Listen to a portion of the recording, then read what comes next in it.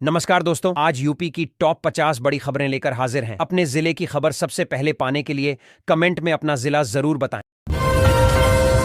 शनिवार को जारी नए सोना चांदी के रेट में हल्का उतार चढ़ाव देखने को मिला। अंतर्राष्ट्रीय बाजार के संकेतों और डॉलर की चाल का असर घरेलू सर्राफा बाजार पर साफ दिखा। कुछ शहरों में सोने के दाम स्थिर रहे तो कहीं मामूली गिरावट दर्ज हुई। चांदी के भाव में भी सीमित नरमी दिखी, जिससे निवेशक सतर्क नजर आए।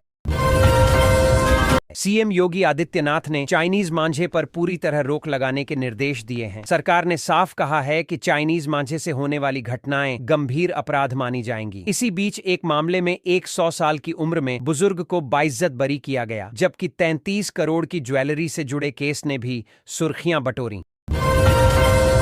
मौसम विभाग ने अगले 48 घंटे के लिए अलर्ट जारी किया है। आईएमडी के अनुसार 5 राज्यों में भारी बारिश की संभावना है। कई इलाकों में तेज हवाएं चल सकती हैं, जिनकी रफ्तार 60 किलोमीटर प्रति घंटे तक पहुंच सकती है। लोगों को सतर्क रहने, यात्रा में सावधानी बरतने और स्थानीय प्रशासन के निर्देशों का पालन करने की सलाह दी गई है। सीएम योगी आदित्यनाथ ने उत्तर प्रदेश में फिल्म गोदान को टैक्स फ्री करने की घोषणा की है। सरकार का कहना है कि यह फिल्म समाज, ग्रामीण जीवन और मानवीय मूल्यों को दर्शाती है। टैक्स फ्री होने से दर्शकों की संख्या बढ़ेगी और फिल्म का संदेश ज्यादा लोगों तक पहुंचेगा। इससे प्रदेश में सार्थक और सामाजिक फिल्मों को बढ़ावा मिलने की उम्मीद जताई जा रही है। अब सिर्फ मोबाइल के जरिए घर बैठे कमाई का मौका दिया जा रहा है। मीशो ने ऐसा ऑफर पेश किया है जिसमें बिना निवेश ऑनलाइन प्रोडक्ट बेचकर आय की जा सकती है। खास बात यह है कि इसके लिए दुकान या स्टॉक की जरूरत नहीं है। छात्र, महिलाएं और नौकरी पेशा लोग खाली समय में अतिरिक्त कमाई कर सकते हैं। संभल में सरकारी स्कूल की दीवार पर आयतें लिखे जाने और महापुरुषों की तस्वीरें हटाने का मामला तूल पकड़ गया है। हिंदू संगठनों ने इसे लेकर कड़ा विरोध जताया और हंगामा किया। सूचना मिलते ही प्रशासन मौके पर पहुंचा और स्थिति को संभाला। मामले की जांच के आदेश दिए गए हैं और शांति बनाए रखने की अपील की गई है। भारतीय रिजर्व बैंक ने एक साथ 5 बड़े फैसले लिए हैं, जिनका असर आम जनता से लेकर कारोबार तक पड़ेगा। ब्याज दर, बैंकिंग नियम, लोन और महंगाई से जुड़े फैसलों से बाजार में हलचल बढ़ गई है। विशेषज्ञों का कहना है कि इन निर्णयों से आर्थिक गतिविधियों की दिशा तय होगी और लोगों की जेब पर भी प्रभाव पड़ेगा। लखनऊ एसटीएफ ने नशे के सौदागरों के खिलाफ बड़ी कार्रवाई करते हुए गिरोह का भंडाफोड़ किया है। आरोपी स्कूली बच्चों को कोकीन की सप्लाई करते थे। एसटीएफ ने 5 लोगों को गिरफ्तार किया है और भारी मात्रा में नशीला पदार्थ बरामद किया गया है। पुलिस के अनुसार यह गिरोह लंबे समय से सक्रिय था और युवाओं को निशाना बना रहा था। मिडिल क्लास परिवारों के लिए 600 वॉट का सोलर पैनल चर्चा में है। बताया जा रहा है कि यह पैनल रोज करीब 15 यूनिट बिजली बना सकता है। इसकी कीमत सिर्फ 46,500 रुपए रखी गई है। इससे बिजली बिल में बड़ी बचत संभव है और पर्यावरण को भी फायदा मिलेगा। लोग इसे सस्ती और टिकाऊ ऊर्जा का विकल्प मान रहे हैं।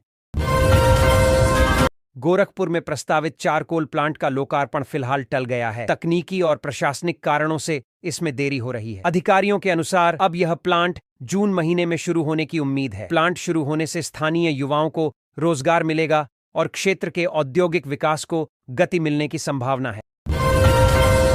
पुलिस ने एक ऐसे चोर को गिरफ्तार किया है जो सिर्फ मंदिरों में चोरी करता था। आरोपी गूगल की मदद से मंदिरों की जानकारी जुटाता और अपने ज्वेलर साथी के साथ चोरी की योजना बनाता था। दोनों को गिरफ्तार कर लिया गया है और चोरी का सामान बरामद किया गया है। पुलिस अब इनके पुराने रिकॉर्ड भी खंगाल रही है। सुप्रीम कोर्ट ने नीट क्वालिफाई न करने वाले छात्रों को एडमिशन देने के मामले में गुजरात के 6 आयुर्वेद कॉलेजों के खिलाफ जांच के आदेश दिए हैं। कोर्ट ने कहा कि नियमों की अनदेखी कर छात्रों का भविष्य खराब नहीं किया जा सकता। जांच रिपोर्ट आने के बाद दोषियों पर सख्त कार्रवाई की चेतावनी भी दी गई है। सुप्रीम कोर्ट ने एक अहम फैसले में कहा है कि किसी भी महिला को बच्चा पैदा करने के लिए मजबूर नहीं किया जा सकता। कोर्ट ने इसे महिला की व्यक्तिगत स्वतंत्रता और मौलिक अधिकार से जोड़ा। फैसले में कहा गया कि प्रजनन से जुड़ा हर निर्णय महिला की इच्छा पर निर्भर करता है और इसमें किसी तरह का दबाव असंवैधानिक है। यूपी में एंटी करप्शन टीम ने बड़ी कार्रवाई करते हुए बिजली विभाग के एक जूनियर इंजीनियर को रिश्वत लेते रंगे हाथों गिरफ्तार किया है। आरोपी पर काम पास कराने के बदले पैसे मांगने का आरोप था। गिरफ्तारी के बाद विभाग में हड़कंप मच गया है और आगे की जांच जारी है। बाराबंकी में बाबा पठान के अवैध साम्राज्य पर जिला प्रशासन ने कड़ा एक्शन लिया है। डीएम के निर्देश पर अवैध निर्माण ध्वस्त किए गए। इस कार्रवाई से भूमाफियाओं में डर का माहौल बन गया है। प्रशासन ने साफ कहा है कि अवैध कब्जों के खिलाफ आगे भी सख्त अभियान जारी रहेगा। अविमुक्तेश्वरानंद विवाद के बीच एक बड़ा धार्मिक घटनाक्रम सामने आ सकता है। करीब 19 साल बाद चारों शंकराचार्य एक मंच पर नजर आ सकते हैं। दिल्ली में प्रस्तावित बड़े आंदोलन को लेकर तैयारियां तेज हो गई हैं। इस आयोजन को लेकर देश भर में धार्मिक और सामाजिक हलकों में चर्चा और हलचल बढ़ गई है। पीएम सूर्य घर मुफ्त बिजली योजना के तहत केंद्र सरकार आम लोगों को सोलर ऊर्जा से जोड़ रही है। इस योजना में पात्र परिवार अपनी छत पर सोलर पैनल लगवाकर हर महीने 300 यूनिट तक मुफ्त बिजली पा सकते हैं। सरकार सब्सिडी भी देती है, जिससे खर्च कम होता है। आवेदन प्रक्रिया ऑनलाइन है और इसका उद्देश्य बिजली बिल घटाना व स्वच्छ ऊर्जा को बढ़ावा देना। एक सरकारी स्कूल में बेरहम टीचर की क्रूरता सामने आई है। कक्षा 2 के मासूम छात्र को शिक्षक ने गिनकर 105 डंडे मारे। बच्चे के पैरों और शरीर पर गहरे चोट के निशान हैं। जब घर वालों ने बच्चे की हालत देखी तो कांप उठे। मामले की शिकायत के बाद शिक्षा विभाग और पुलिस ने जांच शुरू कर दी। आज पूरे देश में 14.2 किलो घरेलू एलपीजी गैस सिलेंडर के नए रेट जारी कर दिए गए हैं। तेल कंपनियों ने अंतर्राष्ट्रीय बाजार और टैक्स के आधार पर दाम तय किए हैं। कुछ शहरों में कीमतों में बदलाव हुआ है, जिससे आम जनता के घरेलू बजट पर असर पड़ेगा। उपभोक्ता अपने शहर के अनुसार नए रेट की जानकारी ले सकते हैं। सपा प्रमुख अखिलेश यादव ने सरकार पर तीखा हमला बोला है। उन्होंने कहा कि 5% कमीशन लेने वाला एक आईएएस अधिकारी गायब है। अखिलेश ने आरोप लगाया कि भाजपा सरकार ने उत्तर प्रदेश में कानून व्यवस्था पूरी तरह बर्बाद कर दी है। उन्होंने कहा कि भ्रष्टाचार और अपराध चरम पर हैं और सरकार जवाबदेही से बच रही है।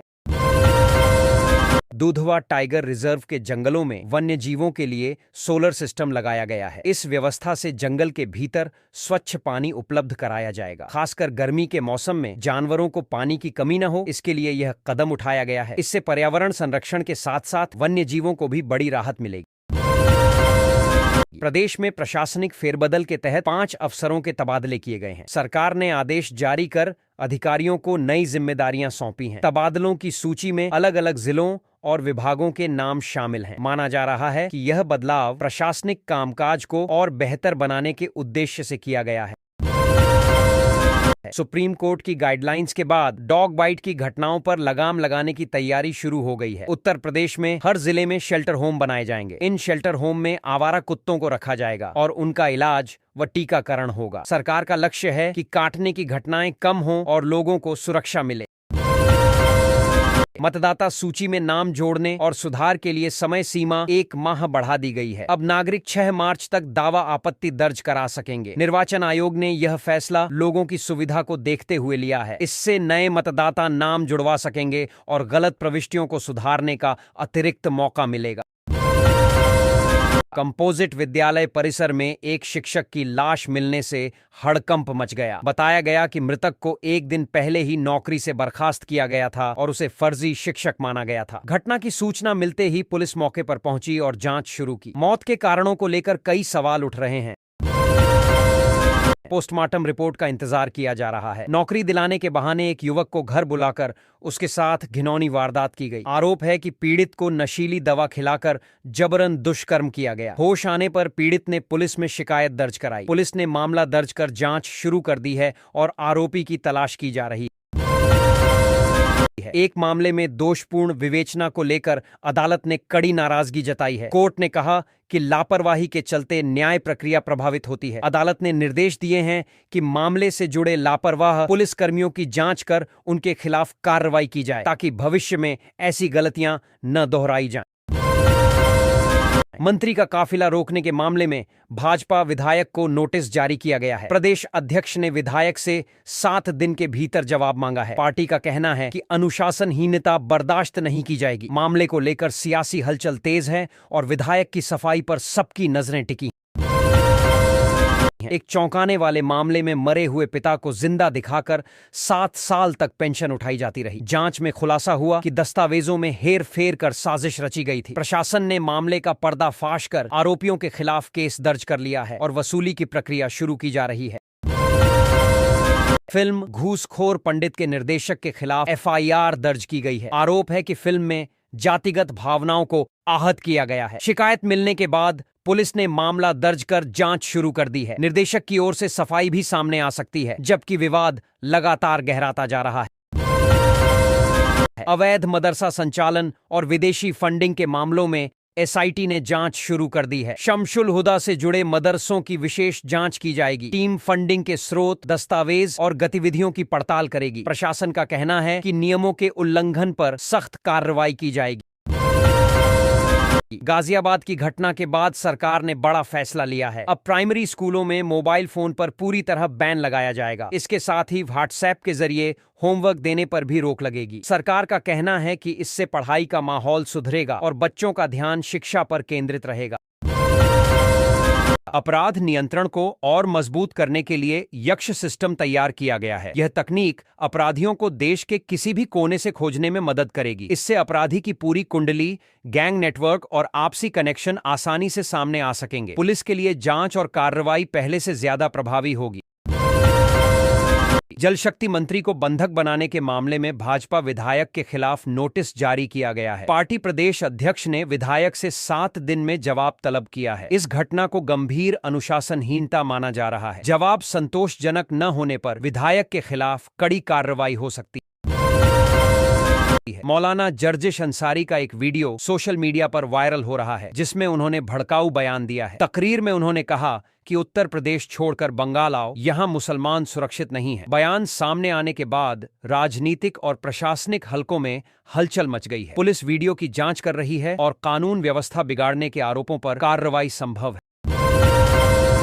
योगी सरकार ने बहराइच में हुई नौका दुर्घटना से प्रभावित परिवारों के लिए बड़ी पहल की है। हादसे में प्रभावित 136 परिवारों को पुनर्वासित करने की प्रक्रिया शुरू कर दी गई है। प्रशासन जमीन, आवास और जरूरी सुविधाएं उपलब्ध कराने की तैयारी में है। सरकार का कहना है कि पीड़ित परिवारों को हर संभव मदद दी जाएगी ताकि वे दोबारा सामान्य जीवन जी सकें।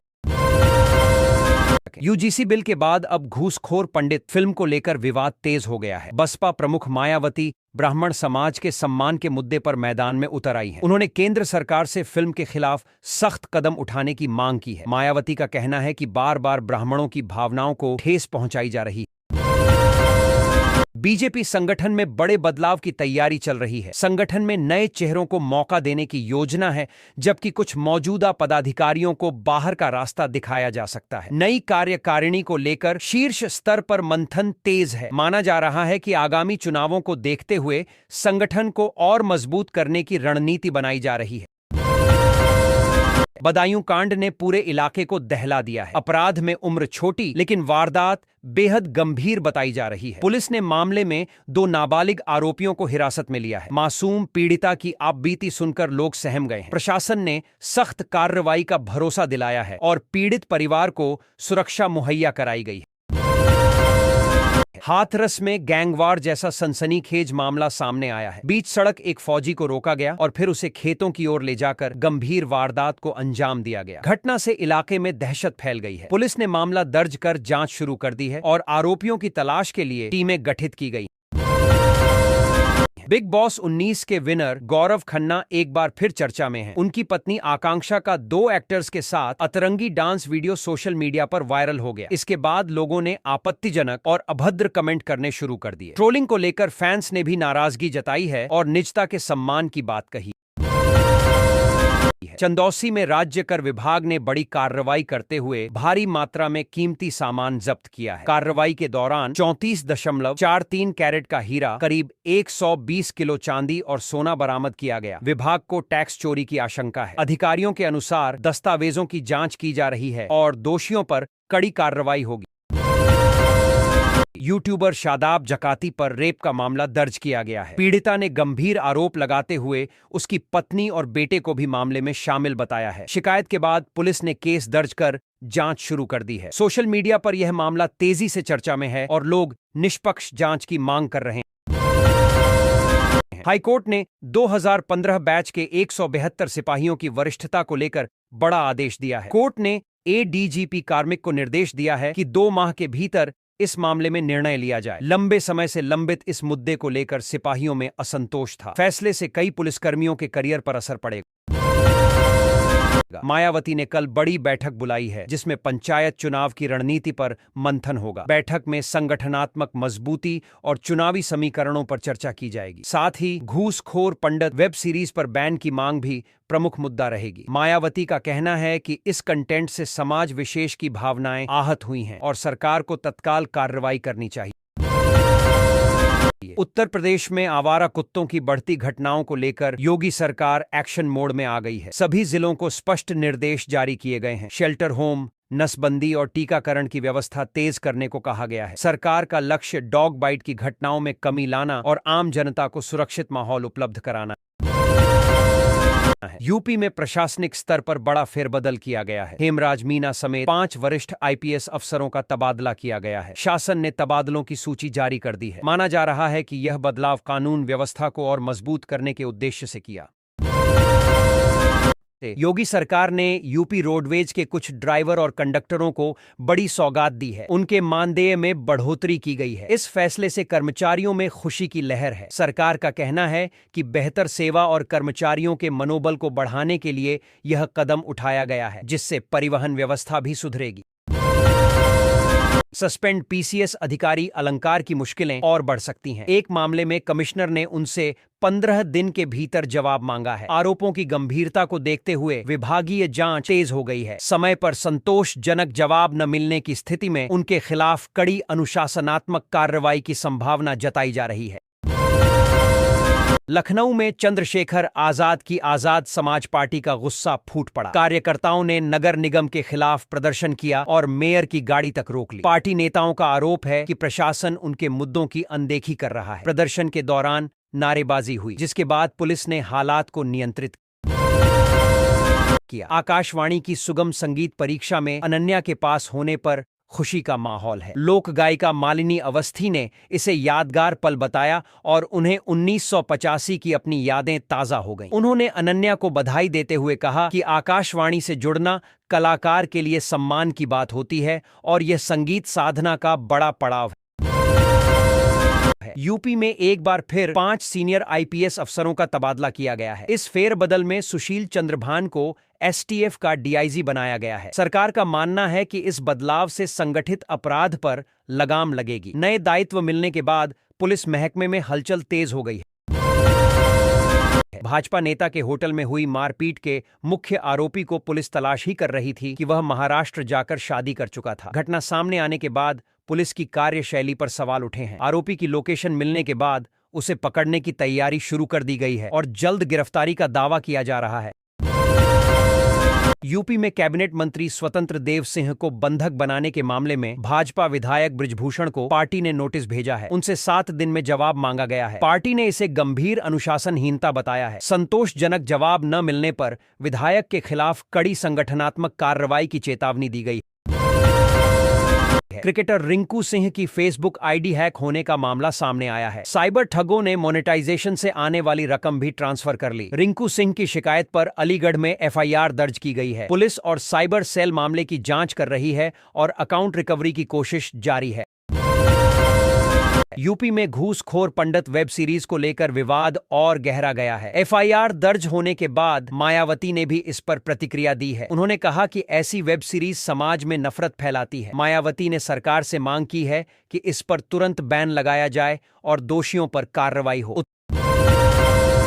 उत्तर प्रदेश की राजधानी लखनऊ में भूकंप के हल्के झटके महसूस किए गए। लोगों में कुछ देर के लिए दहशत फैल गई। भूकंप का केंद्र और तीव्रता का पता लगाया गया है। हालांकि किसी तरह के जान माल के नुकसान की सूचना नहीं है। प्रशासन ने लोगों से अफवाहों पर ध्यान न देने और सतर्क रहने की अपील की है। यूपी में प्रॉपर्टी खरीदने वालों के लिए सरकार ने नियम बदल दिया है। अब बिना पैन कार्ड के प्रॉपर्टी की रजिस्ट्री नहीं हो सकेगी। इस फैसले का उद्देश्य काले धन पर रोक लगाना है। नए नियम लागू होने के बाद खरीदारों और विक्रेताओं को दस्तावेज पूरे रखने होंगे, नहीं तो रजिस्ट्री प्रक्रिया अटक सकती है। फतेहपुर में शादी वाले दिन दर्दनाक हादसा हो गया। एक्सीडेंट में दामाद और ससुर की मौत हो गई। हैरानी की बात यह है कि 28 साल पहले भी इसी परिवार की बारात में हादसा हुआ था। घटना के बाद शादी की खुशियां मातम में बदल गईं और पूरे गांव में शोक की लहर फैल गई। उत्तर प्रदेश का पहला जीरो फ्रेश वेस्ट डंप शहर बनने का गौरव लखनऊ को मिला है। नगर निगम ने ठोस कचरा प्रबंधन की बेहतर व्यवस्था लागू कर यह उपलब्धि हासिल की है। शहर में कचरे का वैज्ञानिक निस्तारण किया जा रहा है। इस मॉडल से पर्यावरण संरक्षण को बढ़ावा मिला है और अन्य शहरों के लिए मिसाल बनी है।